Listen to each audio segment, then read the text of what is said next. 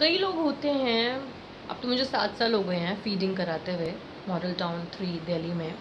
लेकिन कई लोग थे पहले और आज भी जो अभी भी कई बार बोल देते हैं कि हमारे घर के आगे खाना मत दो, यहाँ क्यों खाना डाल रही हो, अपने घर ले जाओ इन सबको, गाय को, बिल्ली को, कुत्ते को, बंदर को, चिड़िया को।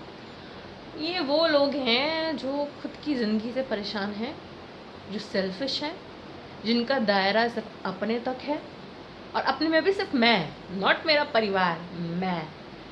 और इनको कोई फ़र्क नहीं पड़ता मोहल्ले से, देश से। देश में क्राइम हो रहा है, देश में अशिक्षा फैल रही है, अनएजुकेशन है, चोरी हो रही है, डकैती हो रहा है, रेप हो रहा है, मर्डर हो रहा है। इनको कोई फ़र्क नहीं पड़ता जब तक वो खुद पे नहीं आती।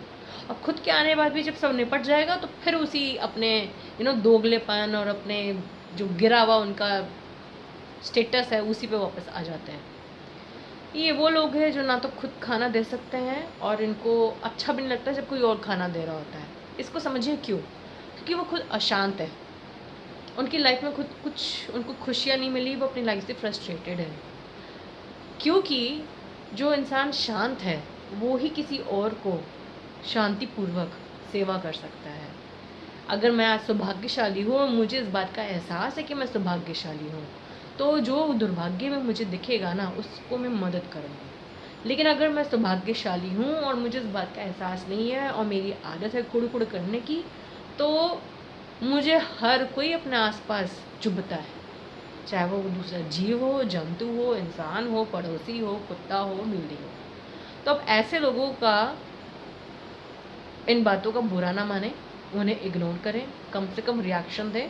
और अगर आपको रिएक्शन देने की ज़रूरत पड़े तो आपको कानून की धाराएँ पता होनी चाहिए। मैंने दूसरी वीडियो में कानून की धाराएँ डाली हैं, जहाँ पे आपको पता होना चाहिए अगर आप जानवरों को खाना दे रहे हैं और कोई आपको रोक रहा टोक रहा है, तंग कर रहा है, बाउल्स तोड़ रहा है, उनको मार रहा पीट रहा है, रिलोकेट कर रहा है, कोई भी टाइप का टॉर्चर कर रहा है। मैं अब टॉर्चर के वेज़ आपको सुझाना नहीं चाहती और बताना नहीं चाहती, तो आप 100 नंबर पे कॉल करें। अगर पुलिस अपनी ड्यूटी से मुंह मोड़ रहे हैं तो उसके लिए आप उनको कानून याद दिलाएं, उनको उनकी वर्दी की जो उन्होंने प्लेज लिया था वो याद दिलाएं, वो टाइम। और कंप्लेंट करें, एफआईआर करें। आप नियरेस्ट एनजीओ को, वॉलंटियर को कांटेक्ट करें और डरें नहीं, क्योंकि ये वही लोग हैं जो आज जानवरों पे अत्याचार करते हैं और यही लोग हैं जो आगे जाके अपने माँ बाप, अपनी बीवी, अपने बच्चों और रेप, क्राइम, इन सारी चीज़ों में लगता है। एक बात सोचिए ना, जिगरा चाहिए किसी को चाकू मारने के लिए, किसी का रेप करने के लिए।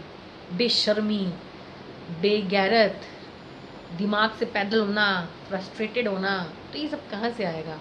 धीरे धीरे आएगा ना। धीरे धीरे कैसे आएगा? किसी एक पे ट्राई करेंगे। किस पे ट्राई करेंगे? कुत्ते पे, बिल्ली पे, गाय पे। फ्रस्ट्रेशन निकाली, हिम्मत आ गई। अब चलो, अब औरत पे करते हैं, अब बच्ची पे करते हैं, अब अपने माँ पे करते हैं, अपने बाप पे करते हैं, अपने भाई पे करते हैं, अब पूरी सोसाइटी पे करते हैं। तो ऐसे लोगों को अगर कानून भी आपका साथ नहीं दे रहा, आप खुद जिम्मेदार बनिए। अगर आप 100 लोग भी हो जाएंगे तो एकता में बल है।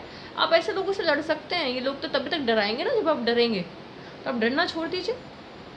और मुझे तो कई बार लगता है कि मैं जानवरों के साथ ज़्यादा सेफ़ हूँ। मैं जैसे फ़ीड कराती हूँ अराउंड 65 डॉग्स को, तो एक गली में मान लीजिए 5 डॉग हैं, मैंने उनको खाना दिया है। अब मैं उस गली से दूसरी गली में जा रही हूँ, तो एक गली का डॉग दूसरी गली में नहीं आएगा क्योंकि इनकी टेरिटरीज़ बटी हुई होती है।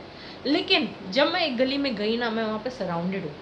मैं इतनी सेफ़ हूँ वहाँ पे, चाहे रात का 3 बज रहे हैं या दिन के 9 बज रहे हैं, भौ-भौ करके मुझे एकदम से बता देंगे, देखो दीदी ये आया है, दीदी देखो ये कोई अननोन पर्सन आ रहा है हमारी तरफ, एकदम अलर्ट कर देंगे। और किसी की मजाल है कि मुझे छू ले।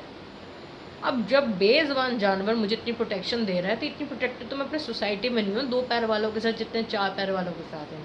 तो ये तो आप लोगों पे सवाल है कि आपकी घर की बहू बेटियाँ जो शायद 3 महीने की हैं या 80 साल की हैं, सेफ़ नहीं है। इसके ज़िम्मेदार तो आप ही हैं। आप कोरोना वायरस से इतना डर रहे हैं, हाय कोरोना, ये इसके ज़िम्मेदार भी आप लोग ही हैं। बाहर इतना क्राइम होता है, रेप होता है, स्नैचिंग होती है, मर्डर होता है, इसके ज़िम्मेदार भी आप हैं। अनएम्प्लॉयमेंट है, अनएजुकेशन है, हेल्थ केयर का पूरा सिस्टम टूटा हुआ है।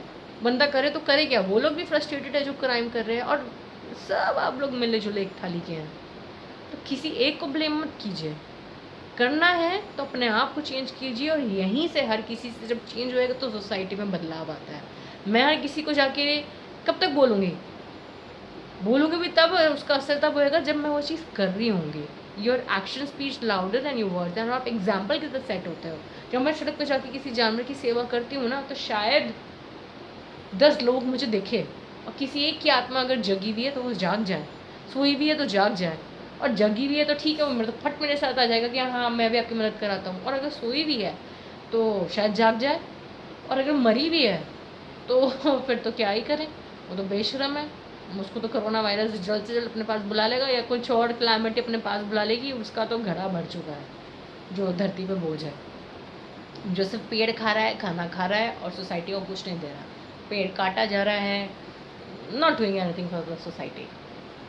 तो आप थोड़ा संवेदनशील बने अपने सोसाइटी की तरफ, अपने जानवरों की तरफ, आप अपने लेडीज़ की तरफ। हाँ, मैं जानती हूँ आजकल लेडीज़ भी विक्टिम कार्ड प्ले करती हैं। जैसे कुछ केसेस हुए थे बीच में, आप जानते ही हैं। मैं पर्टिकुलरली कोइंसिडेंस का नाम नहीं लेना चाहती, बट मैंने बताया ना, इंसान सबसे पहले इंसान है, फिर उसके बाद वो मेल है या फीमेल है, और फिर वो किसी रिश्तेदारी में बनता है। तो एक इंसान गलती का पुतला होता है, उसको समझाएं, उसको बताएं कि वो गलत है। आज नहीं तो कल उसको अपनी गलती का एहसास होगा, चाहे मजबूरी में होगा या दिल से होएगा। और मरने से पहले तो हर किसी को यह एहसास होता ही है। अब अपने मरने तक का वेट ना करें, अब थोड़ा जल्दी जाग जाएं।